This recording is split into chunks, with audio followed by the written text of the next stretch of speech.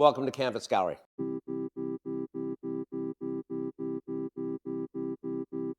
We are a gallery here in Toronto on Westmoreland Avenue, and we represent Canadian artists from across Canada, from Newfoundland all the way to Vancouver. Okay, Good, how's it good. look? Looks good. Okay.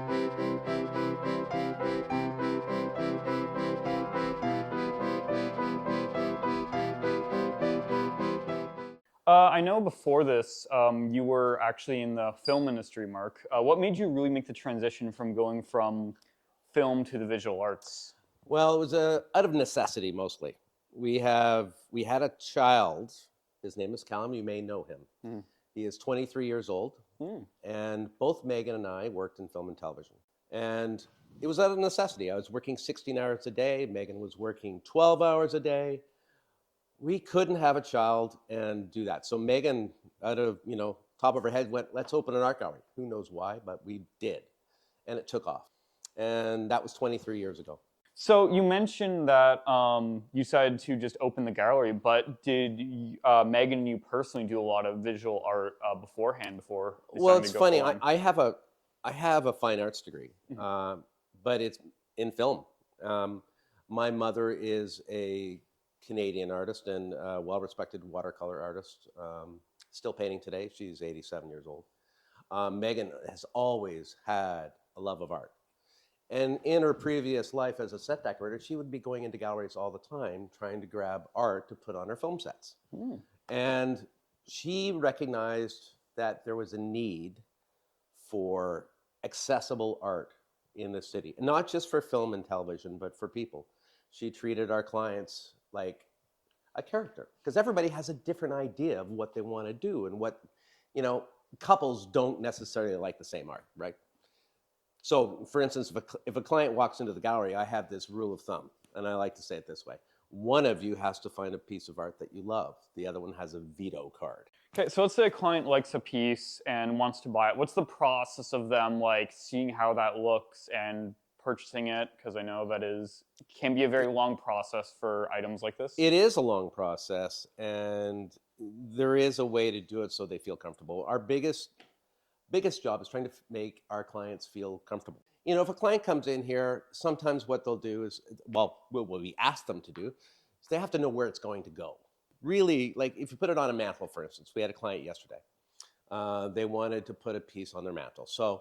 And it was really tall, beautiful, beautiful home. It was above the mantle. It was a 6-foot wide mantle, and a couple of different sizes will work. So I showed them where to go to look for these pieces that would look best scale-wise. But they ended up trying this piece here, which is by Tanya Kerouac. It's a cold wax piece. And she's also been with us for 23 years. So this is a piece that's 5 feet by 4 feet. And you don't have to frame these or anything. And it looked beautiful. We put it up, and I'll show you in a second where it landed on a Photoshop, because they brought in the measurements and a photo of the place where they wanted to put it. And the other one was this one, which I talked about earlier, Celeste Keller, one of her underwater pieces. And they both looked amazing, but the couple couldn't decide, so they'd like to try both of them. So what we're going to do is I'm going to put it in my vehicle, I'll wrap them up in some plastic, and they will take it for 48 hours to try it. What we did was we Photoshopped it on their wall. So there's a piece by Celeste, which I spoke about, and there's Tanya's piece.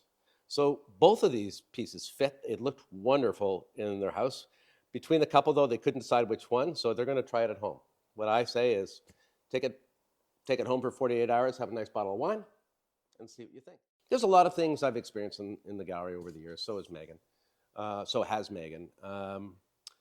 But I think what we've really learned is that we're here to hold people's hands and to make them feel comfortable in buying a piece of art and looking for a piece of art. We try to make it really accessible, and we want to make it fun. So we're a little different. Our business model is not your classic art gallery. And so when we set this up 23 years ago, it was in a smaller scale, not too much smaller, but it really gives people a chance to experience different types of art and color. We have people here that are just afraid of color.